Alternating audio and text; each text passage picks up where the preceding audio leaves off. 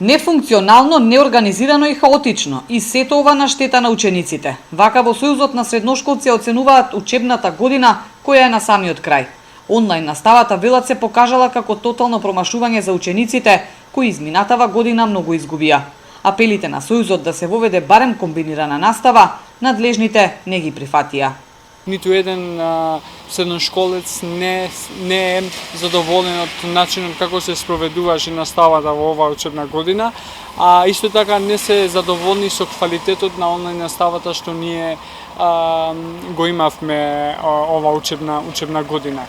Исто така, за жал, ние знаеме дека колку успеот што ние го имаме ова учебна година не е реален, поради тоа што нема некој механизам каде може да се гледа на кој начин се оценуваат средношколците. Целиот хаос во образованието никако да се реши, вели Ходаи. Минатата година, 15 дена пред почетокот на учебната година, надлежните почнаа да мислат и да прават стратегии. Но се чини дека ниту од оваа грешка не извлекоа поука. Оти за септември се уште нема никаков план.